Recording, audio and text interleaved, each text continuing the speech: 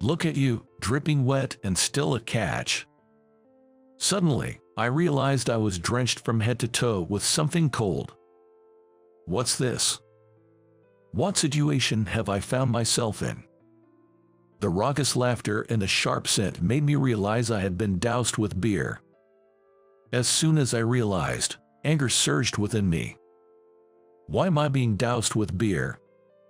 I hadn't done anything to deserve this, so why am I facing such humiliation in front of everyone? I couldn't suppress the mix of sadness and rage that welled up within me due to this unjust situation. Since my childhood, I've been nicknamed Nerd. This wasn't because I was the class president or because I was particularly good at studying, but because of the thick glasses I started wearing in elementary school due to my poor eyesight. And not just any glasses, but the kind that made me look even more of a nerd because they were so unfashionable. Even though my parents could have bought me stylish glasses, they always said, "Glasses are all about comfort, looks come second," and handed me the same old design. I couldn't say anything since my parents were buying them, but deep down, I felt embarrassed. This feeling only intensified when I moved on to middle school. Rachel is so cute. I fell for a girl shortly after starting middle school. Students at my middle school came from 2 nearby elementary schools. This girl apparently went to the other elementary school, so she was someone I didn't know. According to boys who had been at the same elementary school as her, her name was Rachel. She was the daughter of a major outdoor products company CEO, a veritable princess. Many boys fancied Rachel, but with my plain looks and bottle-bottom glasses, I didn't stand a chance. Rachel's entourage mocked and laughed at me, calling me a gold digger and accusing me of trying to snag a rich wife. "Stay away from Rachel, you gloomy nerd." I was shoved forcefully and even threatened. I know it better than anyone else, even without being told. I'm not a match for Rachel, but surely I'm free to have feelings for her. Yet, that reality kept me from ever confessing my feelings. Then, one day, Rachel called me out. Was she angry that I had been secretly watching her? Wondering if she wanted to complain, my heart raced as I headed to the designated spot. The spot was at the corner of the school building, and I was terrified. When I got there, Rachel was standing there, arms crossed. "I've been waiting for you, Nathan." Standing rigid and sweating coldly, I faced Rachel as she called out my name with her arms crossed. What should I do? I'm really scared. With that thought, I fixed my gaze on Rachel. Even at a moment like this, I couldn't help but think, she's still so cute. "I have something I want to tell you," she said. Yes, what is it?"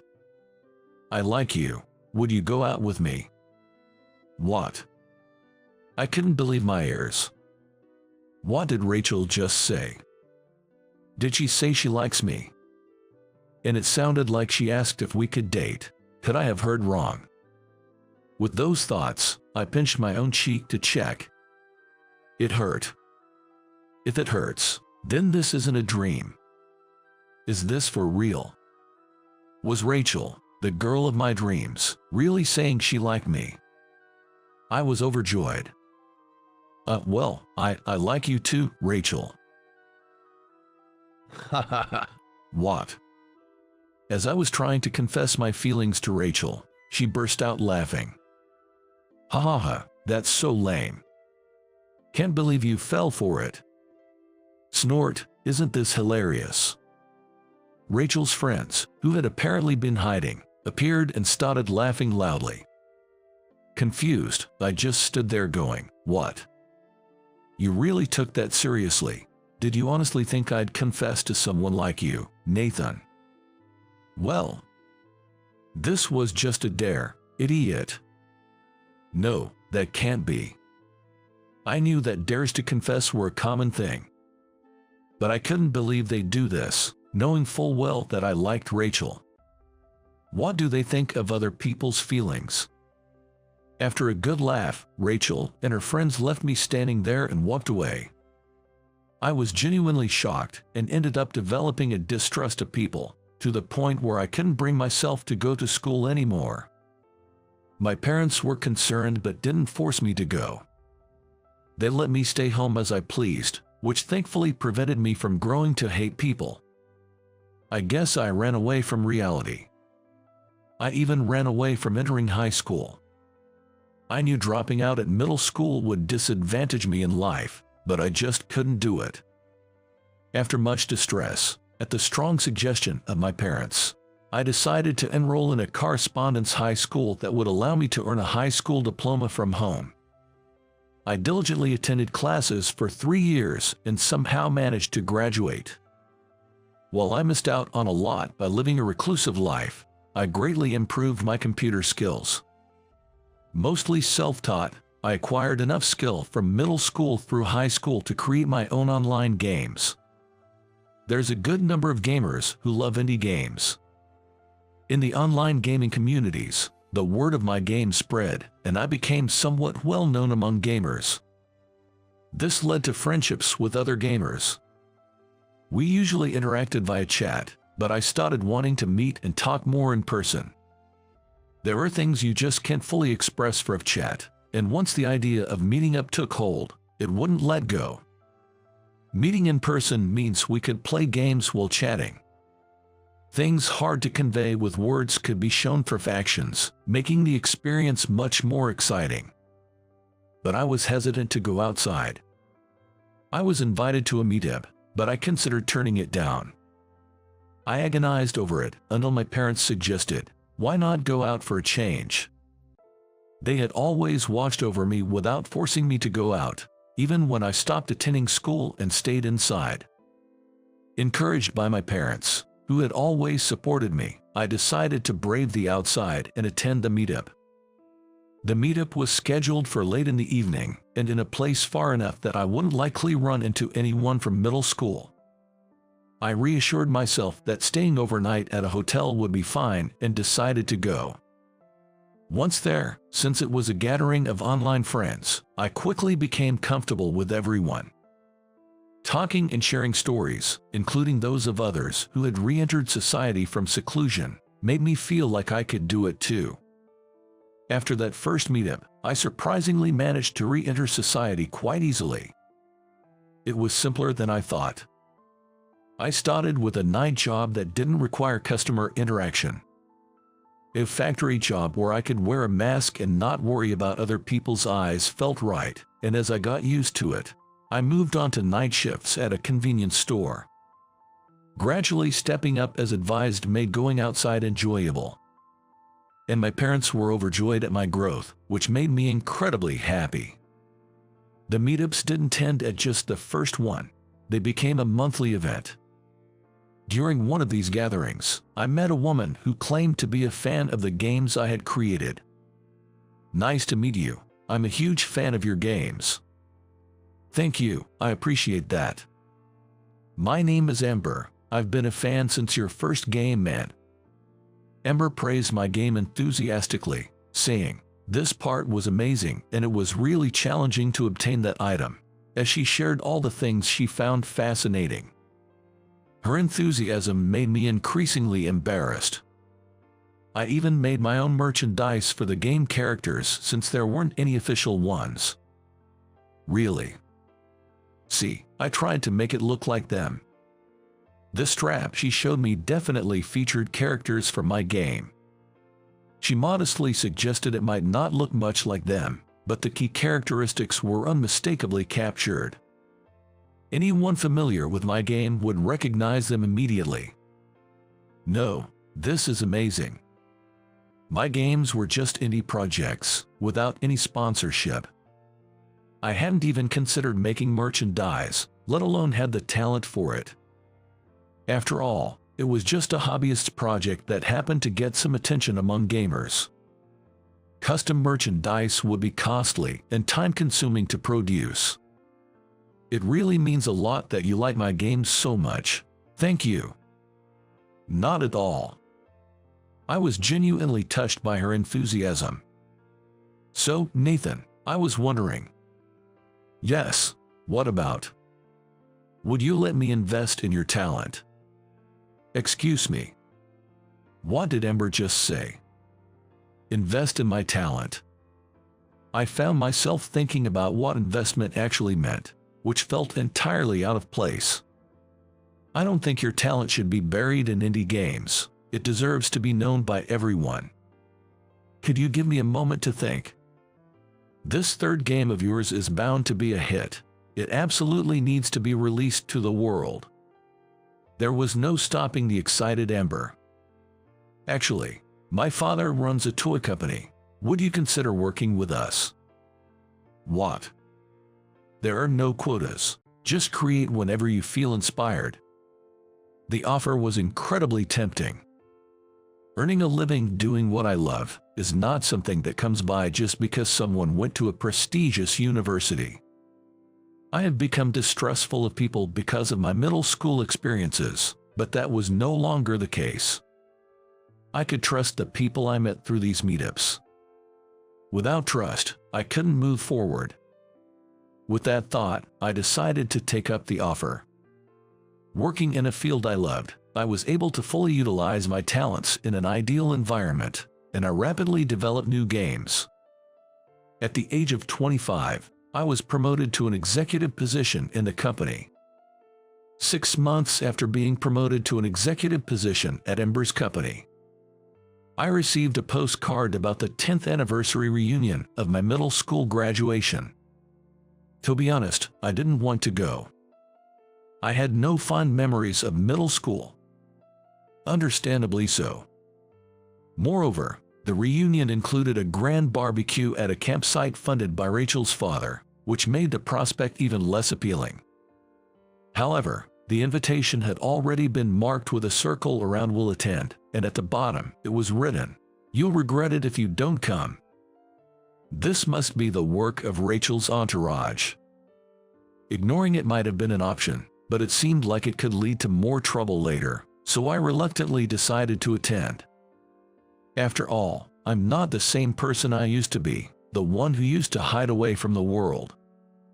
On the day of the reunion, as I arrived at the designated campsite, classmates who had turned a blind eye back then approached me with laughter. "Hey, Nathan, long time no see." "Yeah. Did you finally graduate from being a shut-in?" I felt more exasperated than angry at the rude greeting upon our reunion. It was clear that even past the age of 25, some hadn't matured beyond their childish behavior. I brushed off their teasing and focused on the meal in front of me. The food, prepared with high-quality ingredients, including freshly grilled meat and vegetables, was delicious. I had no interest in reminiscing about the past. I decided to at least enjoy the meal I had paid for and then leave. "Oh, if it isn't Nathan." An unwelcome voice reached my ears, and I grimaced before looking up. After swallowing the piece of meat in my mouth, I saw Rachel, dressed more flamboyantly than before, standing there. Considering it was a campsite, her revealing outfit and heels seemed dangerously inappropriate. "If you're here, you should at least say hello to me." Her arrogance hadn't changed. Rachel's condescending approach irritated me. However, not wanting to start a fight, I greeted her with a purely perfunctory "it's been a while." Unaware or perhaps too drunk to notice, Rachel continued to laugh boisterously. "How about it? All these products are from my company. This and this, even that grill over there, all state-of-the-art." As she began to boast about her family's business, other classmates started to look away with tired expressions, murmuring, "Here she goes again, and it's starting." People were mostly fiddling with their phones, responding half-heartedly. Perhaps frustrated by the lack of response, Rachel directed her anger at me, who had been ignoring her. Splash! What? Something cold hit my face, leaving me momentarily stunned. "Listen, when people are talking to you, why are you ignoring me?" Rachel's shrill voice and the smell emanating from my body made me realize she had doused me with beer. Why was this suddenly happening? Unable to stay silent, I glared at Rachel and demanded, "What are you doing?" Laughing at my anger, Rachel retorted, "Oh, look at you, turning into such a hunk when you're wet. Ha ha ha. Why am I being doused with beer in front of everyone? There's a limit to how much you can blame on being drunk." Eureka beer. One of her followers found the situation amusing and laughed even louder.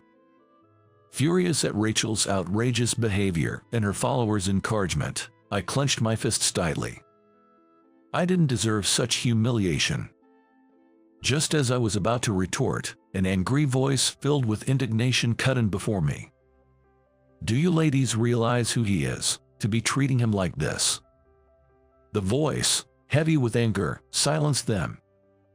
Rachel and her followers ceased their laughter at the voice. "What? Who?" Everyone turned to see who had spoken. "Whoa, she's gorgeous. Was there ever such a beauty in our class?" Murmurs spread, and the atmosphere began to stir. "Nathan, are you okay?" "Yeah." She approached me and pulled a face towel from her bag to gently wipe my face.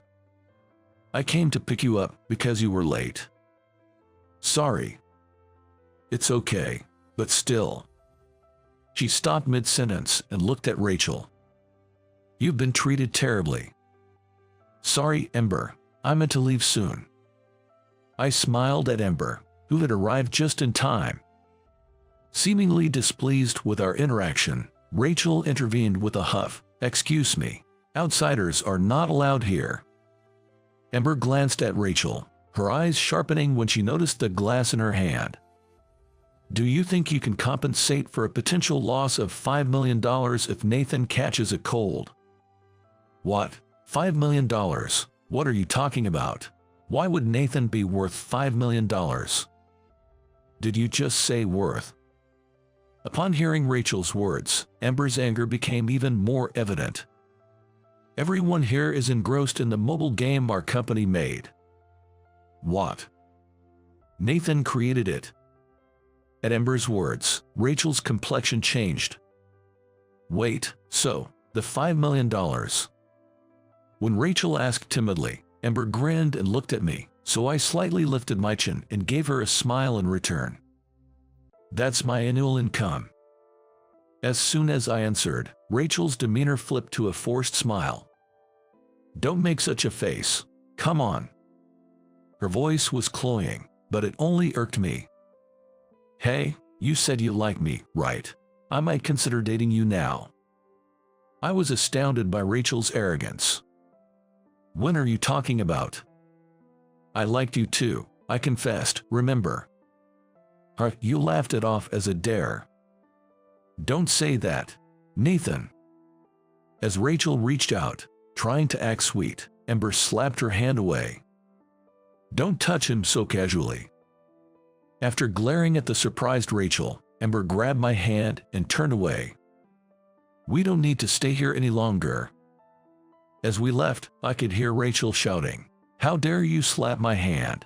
Remember this, I'll ruin your crappy game by spreading the lowest reviews."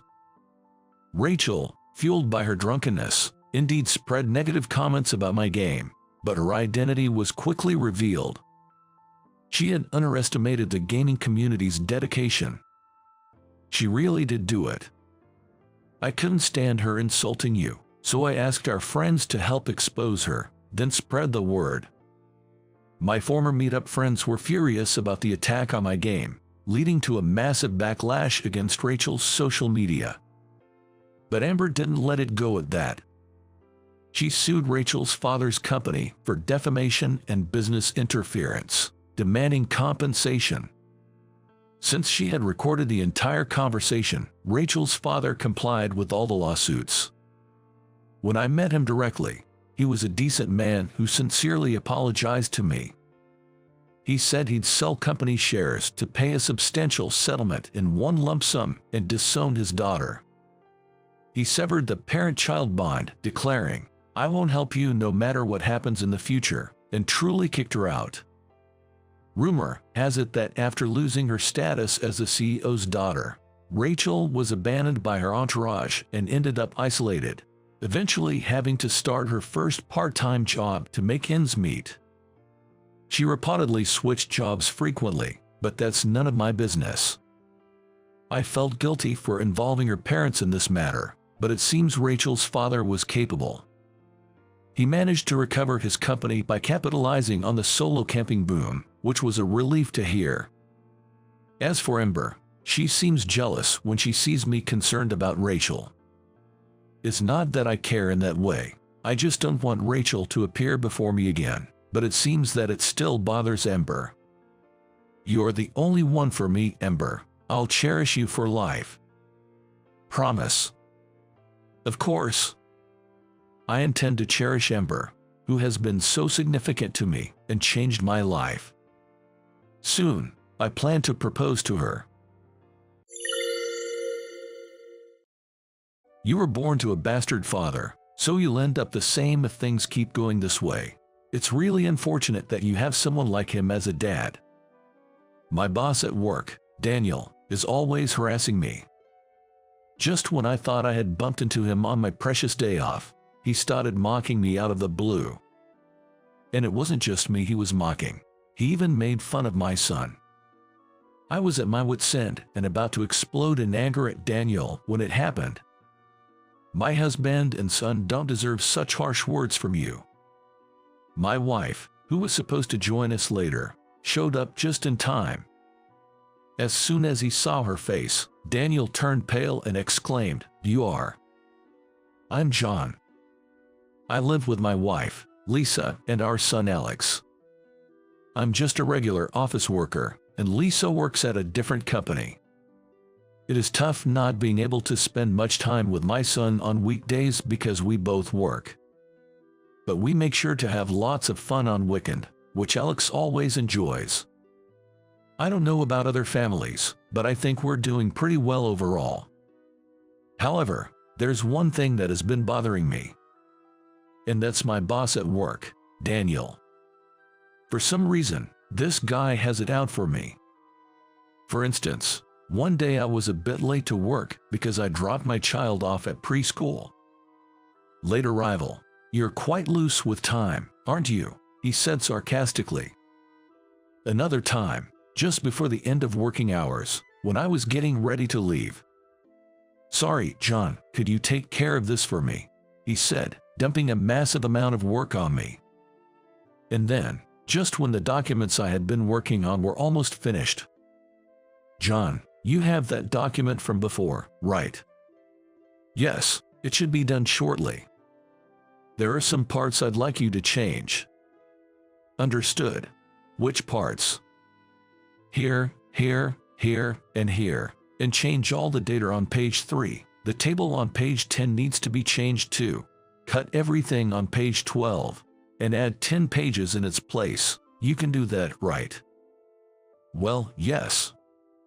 Just when the documents were nearly finished, he would suddenly tell me to change the specifications. It was almost like having to start over from scratch.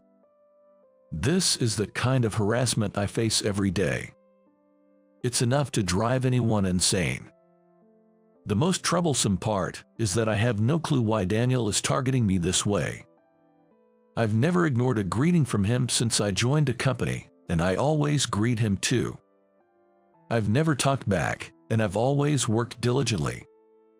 Yet, for some reason, he seems to dislike something about me. I just can't figure out what it is. Fortunately, my colleagues and other bosses have been kind. Whenever I was burdened with an unreasonable amount of work, they would always say, "I'll help you out. You're having a tough time. Come on, let's finish this quickly." They volunteered to help without any complaints. With their help behind the scenes, I've managed to keep from breaking down and continue working. I'm sure I would have quit this company if it weren't for these people. Or I would have caused trouble for my family. For the sake of Lisa and Alex, I can't just abandon my job. While being saved by my feelings to my family and the kindness of my colleagues, I endure the harassment and carry on with my daily work. However, no matter how much support I have, the constant harassment inevitably wears me down. I can feel myself getting weaker, even though I'm aware of it. But I didn't want to worry my family, so I tried my best to hide it and always acted cheerful in front of Lisa and Alex. But a family was a thing of wonder. Despite my best efforts to hide it, Lisa somehow noticed that something was off with me. "Hey, you've seemed a bit down lately. Are you okay?" Lisa asked me with a concerned look. "Oh, can you tell? It's not that your expression has changed, but somehow, the atmosphere around you is different. Like you're feeling down about something. Are you being harassed by someone?" Lisa seemed to have sensed that something was off from the slight change in the atmosphere. And she even guessed the reason. "Alex is worried about you too, you know," he said. "Dad seems different." It seemed that my son had also noticed the change in me. Since both my wife and son were worried, I couldn't keep it to myself any longer. Actually, though I didn't intend to talk about it initially, I decided to open up to Lisa about the harassment I had been receiving from Daniel. "I see. That must have been hard for you." After hearing everything, Lisa quietly closed her eyes and sympathized with me. "Don't worry. You have plenty of people who support you." I agree. And people who do such things will eventually face divine retribution. That boss of yours, Daniel, will surely get fired someday. I hope so. Lisa's words gave me a bit of encouragement. I was incredibly grateful for her comforting words. It made me feel again that I was not alone, and it gave me the strength to persevere in my job once more. "Dad, let's go on that ride next." "All right, sounds good." On a day when work had finally settled down, I took Alex to the amusement park as I had promised him a month ago. I had been unable to find a time due to Daniel's constant interruptions at work. When I complained about it to a colleague, they said, "We'll take care of your work, so go to the amusement park with your son," and I was able to swap tasks with them. I was truly grateful to have such wonderful colleagues. That's how we finally made it to the eagerly anticipated amusement park. By the way, our plan after this is to dine at a fancy French restaurant that we've been curious about for a while. Lisa mentioned it after seeing a feature in a magazine, saying, "It would be nice to go there as a family when we have a day off." Lisa had some work commitments that day but said she would be done by the afternoon. So, the plan was for Alex and me to enjoy the amusement park first, and then meet up with Lisa for dinner at the French restaurant. It was a rare outing for the whole family. I decided to fully enjoy the day. The amusement park was so much fun. Alex was delighted after enjoying the amusement park to its fullest. I hoped to make up for the worry I might have caused due to work by ensuring he had a great time. Seeing Alex's happy smile made me feel joyous too. It was almost reservation time for the French restaurant, so we waited for Lisa in front of it. That's when it happened. "Oh, wow, isn't that a familiar face I see?" Just as I was enjoying a lovely time with my adorable son, an unpleasant voice came from behind. Reluctantly turning around, I saw, as expected, Daniel. "Daniel, hello. To be at an amusement park with just you and your son on a day off must be miserable, right?" Daniel taunted, even on his day off. "Well, a hopeless guy like you could be dumped by his wife any day now. You'd better enjoy the good times with your son while you can." Encountering the person I disliked on a day off and being ridiculed made me furious. In fact, I wanted to retort, "The hopeless one is you." But with my son here, I couldn't make a scene. However, there was one thing I couldn't forgive. Please don't talk about dumping in front of my son. I didn't want such discussions about being dumped or abandoned to happen in front of Alex. I had already caused enough worry for him. I couldn't let my son worry needlessly any further. Thinking this, I retorted, but upon hearing my response, Daniel just smirked with a corner of his mouth. "Oh, so this is your son." When I heard those words, I thought, I've made a mistake. Because when Daniel's mouth curled up like that, it was a sure sign he had locked onto his target. At that moment, I foresaw that Alex had become Daniel's new target. "Do you love your dad, kiddo?" "I love him a lot," Alex answered with an innocent smile. Smiling gently at Alex, Daniel spoke. "That's good.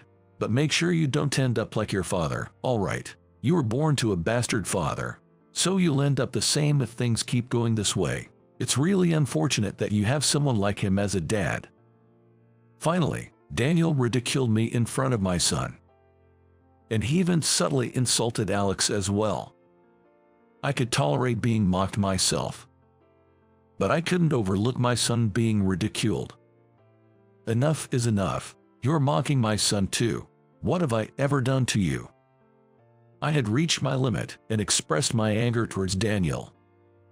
Daniel, seemingly not expecting a retort, widened his eyes. That was because it was the first time I had ever lashed out at Daniel. Caught off guard by the unexpected development, Daniel froze. But it was only for a moment. Angered by my retort, Daniel poured his drink over my head. "Talking back to your boss like that, huh? Cool off your head, you fool." Saying that, he threw the empty container at me, further provoking me.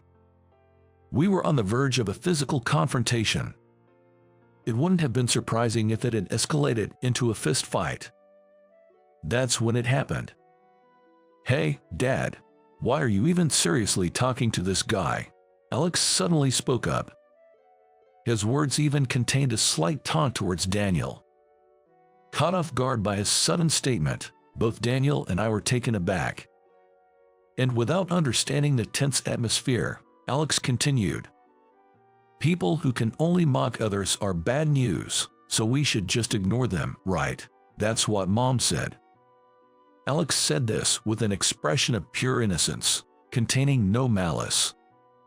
I later learned that Alex had been quite worried about my lack of energy. To reassure him, Lisa had said, "Your dad is feeling down because someone jealous of how hard he works is bullying him." Really? People who mock others like that are dangerous, so just ignore them. And such people aren't worth much anyway, so karma will get them eventually. So Dad will be okay and back to his cheerful self soon. Got it. That was the conversation they apparently had. However, Daniel, unaware of this, retorted, "To indoctrinate such a child with such outrageous ideas. Your wife is a real piece of work." Apparently shocked to be called out by an innocent child and resorting to a sore loser's response. His tone lacked the assertiveness it had earlier. But I didn't miss Daniel mocking Lisa. "Are you mocking my wife now?" "Got a problem with that. She's the one who blurts out such rude things to the kid. She deserves to be mocked." Daniel countered my admonition. If only he hadn't said such things, none of this would have happened. Always justifying himself and blaming others for his failures. That's the essence of who Daniel is. Truly a hopeless case. Your wife must be quite mad. Really, I'd love to see the face of someone like that. Daniel regained his composure and said, as if he was amazed. But the timing was not right. "If you're interested in my face, here it is. Would you like to have a look?" Eh? When Daniel turned around to the voice behind him, "Hello, I'm Lisa, John's wife." There stood my wife, Lisa.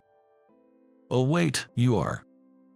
He was faced with the very person he had just been mocking. Daniel must have been truly surprised. But something was a bit strange. The surprise on his face wasn't normal. The moment he saw her, Daniel turned deathly pale. "Hey, do you know each other by any chance?" I asked Lisa, somewhat guessing. Lisa nodded affirmatively. "Actually." Lisa then shared the details. It turned out that the key client Daniel was in charge of was the company where Lisa worked. And Lisa was the person he had been directly dealing with. Daniel was shocked because he hadn't expected someone from a client company to be here. "You're his wife. How long have you been here?" Daniel managed to speak, finally coming to his senses. "Just arrived. I was quite shocked when you suddenly started mocking me," Lisa said with a smile. She wasn't forgiving Daniel's behavior. When Lisa is furious, she smiles like this. So, at this moment, Lisa was in a rage. "I'm terribly sorry. I had no idea that you were his wife." Noticing that Lisa was angry, Daniel hurriedly apologized. But Lisa's anger wasn't just because of the insult. "Daniel, it seems you've been quite a nuisance to my husband," Lisa stated. "What?" "I heard from him about the terrible treatment he's received," Lisa continued, causing Daniel to break out in a sweat, looking panicked. It seemed he was aware of the harassment he had been inflicting. "Besides the insults to my husband and me, your behavior towards your subordinates as well, I don't feel inclined to do business with such a person." Lisa had concluded that Daniel was unsuitable as a business partner, even aside from me being her husband. "We will discontinue our dealings with you. This contract is terminated." Daniel was informed of the sudden termination of the contract. Then, he began to apologize profusely on the spot. "I deeply apologize for my numerous acts of disrespect, but please, I beg for your mercy." Daniel persisted, despite the situation. "I might have considered it if it were just about work, but you mocked not only my husband but also our son, didn't you?" "That was. I cannot forgive anybody who mocks my family. You should experience the consequences of your actions firsthand," Lisa coldly stated, with no intention of retracting the business termination. "No way." He noticed everything was over. Daniel stood there, stunned, unable to move. Daniel had ended the contract with his actions. But his misfortune didn't end there. When Daniel returned home, he was met by his wife, who looked at him coldly. "Let's get a divorce," she said suddenly, adding that she had already filed with the court. It turned out Daniel often demeaned his wife and son at home as well. He never engaged in family activities and gave only a minimal allowance to his wife while he spent his days drinking. For years, his wife had been contemplating divorce due to such behavior. She had been confiding in Lisa about it. In fact, his wife and Lisa had gotten to know each other through their hobbies. Given their connection as colleagues in the same company, they had developed a close friendship. Having grown close enough to discuss anything, Lisa had been the one Daniel's wife consulted about the divorce. At that time, Lisa had shared with her that her husband, who was surely me, was being harassed by Daniel. Her husband was causing trouble not only at home, but also to others. Daniel's wife completely lost any remaining affection for him. After discussing the matter with her son, who suggested, maybe it's better to divorce someone like that, she finally decided to go through with it. "Wait a minute, don't rush into things," Daniel pleaded. "There is nothing more you can do. You should be receiving a court summons shortly. We are already prepared to leave the house." Daniel realized he had been completely abandoned by his wife and son. Unable to even argue back, he just had to accept it. Then his wife and son left the house without a word. The next day, "It's all your fault that this mess happened. How are you going to take responsibility?" Daniel lashed out at me when he arrived at work. It was clearly his own doing, so it was absurd that I was being blamed. And I wasn't the only one who thought so. "Come on, it's obviously your fault," one colleague remarked. "Daniel, you're not the one who should be out of line. Rather, you should be the one to apologize," my colleagues and bosses defended me. Before Daniel arrived, I had already explained yesterday's events to everyone. After hearing that story, there was no way anyone would defend Daniel. Thus, not a single employee had sympathy for him, and there were only voices supporting me. "What's going on here, Daniel?" President Anderson. He had arrived at just the right moment. He had come to inquire about the sudden termination of the contract with the key client. Seeing Daniel taking out his frustration on me, he was puzzled. "Mr. Anderson, let me explain to you." One of the bosses who was aware of the situation explained it to him. Upon hearing the explanation, his gaze turned sharp as he glared at Daniel. I had heard reports of problematic behavior towards subordinates, but so this is what it was about. He sighed deeply after saying that. Actually, Lisa had cited behavioral issues towards subordinates as the reason for the contract termination. I later heard that Lisa had been taking notes as evidence of all of Daniel's past behaviors since the moment she heard about them from me. Additionally, Daniel often brought subordinates along, and each time, he would say, "Hurry up, you're useless," in front of Lisa, displaying a tyrannical attitude. It was also said that these exchanges were recorded in audio. The abusive behavior towards me, the tyrannical attitude towards subordinates, and the scenes of unreasonable blame were all witnessed by Mr. Anderson. The evidence was overwhelming. "Daniel, you're fired." "No, this can't be happening." Daniel let out a cry like a villain from a cartoon as he was dismissed. Afterwards, Daniel isolated himself at home. Initially, he tried to find another job, but his bad reputation had spread, and no company would hire him. Lacking friends due to his unpleasant personality, he ended up alone. The exact reason why he had harassed me remained unclear. But I had no desire to see him again, and had no interest in uncovering the truth. I decided to focus on the positive result. With Daniel gone, I could work more freely and without stress. I again showed my appreciation to Lisa and Alex.